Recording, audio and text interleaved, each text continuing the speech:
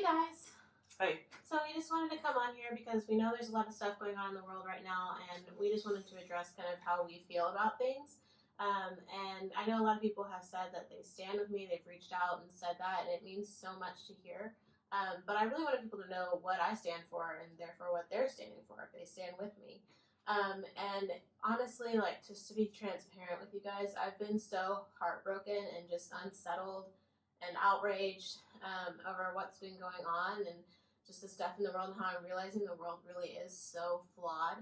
Um, and I've just been so moved to do something about it. I feel like I can't be silent anymore, and it made me think about why I had been silent. And honestly, I just didn't even realize this was such a huge issue until recently, and I almost feel embarrassed to say that, but it's the truth. And so I'm not going to be silent anymore. I'm going to make sure that I raise my voice and let it be heard. So that's kind of what we wanted to do and why we wanted to come on here. Yeah, and my perspective is similar to Cayenne's, except I did know the disparities and the injustices that were occurring. It wasn't real to me. It wasn't happening in my circle. It didn't affect the people I loved, and so yeah, it's embarrassing to say that I didn't draw me to make any changes, or really it wasn't burdened on me like it is now. So what we want to do with this video is really present what the issues are very clearly, and then how you can enact true change. So what are some steps that you can take? Yeah, so the first thing we wanted to talk about, I personally want to address that a lot of my friends have brought up guilt, or I've heard a lot of people bringing up white guilt, and should white people feel guilty? And I want y'all to know that I personally don't feel like white people or my white friends should feel guilty. The Bible says that the child should not suffer for the sins of the father, and I believe that. But what I do expect from my white friends or from everybody is to be part of the solution, and to make a change. So I just want to address that on a personal level, but then also we want to talk about systemic racism and institutional racism. What does that mean? It's been thrown around a lot, and I didn't even really know what the definition of it was until very recently, and so we looked it up and I wanted to share it. So systemic racism is racism that's embedded in a system or an institution and is typically implicit and not overt. It's reflected in the disparities regarding wealth, income, criminal justice, healthcare, housing, political power, education, employment, among lots of other things. And so I know that's kind of a long definition, and so I wanted to know, what does that look like? What should I be looking for? What are some examples? And so I wanted to share those two. So in 2006, at the height of the housing boom, Black and Hispanic families making more than $200,000 a year were more likely to be given a subprime loan than a white family making less than $30,000 a year. In schools, Black students are 3 times more likely to be suspended than white students, even when their infractions are similar. Also, Black college graduates with college degrees are twice as likely to be unemployed than all other graduates. It rolls over into finances. For every white family that makes $100, a Black family makes $57.30. And then the last one I wanted to share is that in criminal justice, when Black people are convicted of a crime, they are about 20% more likely to be sentenced to jail time, and typically see sentences 20% longer than those for whites who are convicted of similar crimes. And so this is a problem, and I wanted to say that people, they're not born racist, but when they're raised in this, this world and this country that's kind of got all of these disparities happening, it can kind of breed that. And so I wanted to stress that if we tackle systemic racism and if we make that extinct, then individual racism will, have the opportunity to follow suit. Another thing we wanted to talk about is that we don't stand for riots and looting and destruction of property. A lot of people have had the comment, well, what about the riots and the destruction of property and things like that? We aren't behind that. We don't think it's, it's not kind, it doesn't share love, and it gives people a reason to respond with hate, and so in that way it becomes counterproductive. Those are Martin Luther King said those are the language of the unheard, and so the way we can be heard, though, is by protest peacefully, excuse me. And so we believe that protesting peacefully does make an impact, it does make change, and so I want to encourage people and focus on that, because the peaceful protests have far outweighed all of the looting and the rioting and the destruction, and that's what's going to be effective. Yeah, and the next thing we wanted to kind of point out is that we stand behind our police officers, but we're not blind to the fact that police brutality is not a myth. It does exist. Black people are 2 to 3 times more likely to be killed by a police officer than a white male. Between 2010 and 2012, black men aged 15 to 19 were 21 times more likely to be killed than their white counterparts. And black people are 2.5 times more likely than whites to experience a threat or the use of nonviolent force during an encounter, any encounter with police officers.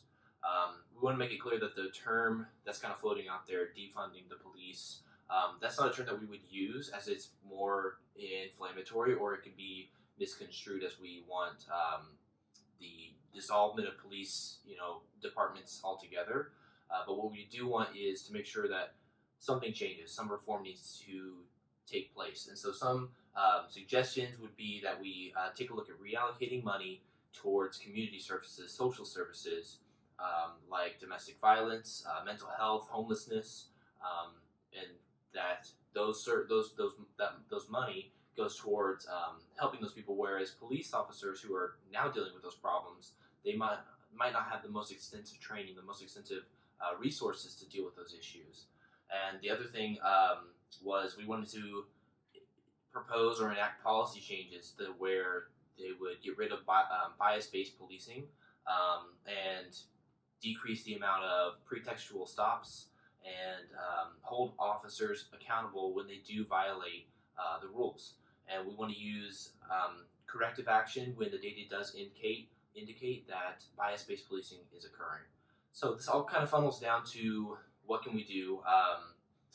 And inside Isaiah 1:17 says, "Speak up for the oppressed, take the cause of the fatherless, and plead the case of the widow." So we need to speak up, and one of the best ways we can do that is through social media. And whether you like it or not, that's a representation of yourself. So you need to use that part of your voice to express solidarity and not continue to adding to the divisive, rhetoric that is very, very prevalent. Yeah, and while we're on the topic of social media, I wanted to address that a lot of people are talking about Black Lives Matter versus All Lives Matter, and why can't we say All Lives Matter? Why do we have to say Black Lives Matter? And I wanted to give you this analogy that made it really clear for me, and I thought was really good. So if your house is on fire, and we live in the same neighborhood, but my house is not on fire, of course we're going to call the fire department. And when they come, you wouldn't want me to say, well, all houses matter. Why can't we have the fire department focus on my house? That wouldn't make sense, because your house is the one in danger. And so in the same way, Black lives are the ones in danger right now. So that's why... Exactly. And so that's why we say Black Lives Matter. It doesn't mean that all lives matter in the same way that all houses, sure, they do matter. But all lives can't matter until the Black lives matter, and until Black lives do matter, and we address what's going on in the Black community and the oppression that they're facing. And so that's why we say that. So I just wanted to make that clear. And then on a personal note, on social media, I wanted to say that I have seen so much solidarity and so much efforts for learning and education on social media, and it means so much. I can't even say how encouraging and valued that is to be in the Black community. And then on the other side of things, I wanted to say that silence really does matter, and it is noticed. And so I just wanted to just kind of communicate that to you guys, to know that what you say and what you don't say on social media really does have an impact. Other things we can do is we can have conversations with each other. Just learn about other cultures, and if you want to talk to us, feel free to message us or reach out to us, because we're happy to talk. Other things, you can call it out when you see it. If you see systemic racism, in action, call it out. Sign petitions, like I said earlier, protest peacefully. And a really huge thing you can do is you can vote. That's a huge thing. Make sure that your voice is heard that way. Yeah, absolutely. Like I said before, I was in a bubble, unaware or unaffected, and so it's really easy to be in the same situation. So one of the most important things you can do is educate yourself through books, movies, documentaries. There's a ton of resources. Get out there and become educated on this topic.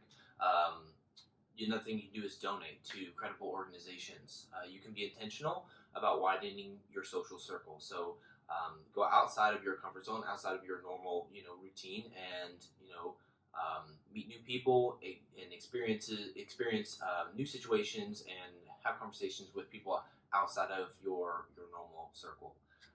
And then to my white folks, people of non-color, just know that the minorities are just that. They're the minority. So the majority, that change doesn't happen until the majority is on board. And so it's really important that we are as involved, we are as affected by this as everyone else. Yeah, and then I do want to say that we are still educating ourselves. We're still seeing how we can be active and get involved. And so we just wanted to share some of the things and the resources that we're using to do that. So we put together a document that you can see attached to this post. If you're on Facebook or if you're on Instagram, you can click the link in my bio to find that document, or you can, yes, or you can also go to Facebook. It's definitely going to be on my Facebook and on Daniel's Facebook. So check it out there and let us know what you think. And then the last thing I just wanted to leave you guys with is that while this is a political issue in the sense that we can, in fact, make legislative change and to attack the systemic racism that's in effect in our country, let's not make this a Republican versus Democrat, liberal versus conservative, or left versus right issue. This is a bipartisan issue. So everybody cares about lives, everyone values lives, so everybody can fight for it. And that's really the only thing I wanted to say. Thank you for listening and putting up with us for these minutes. We love you guys.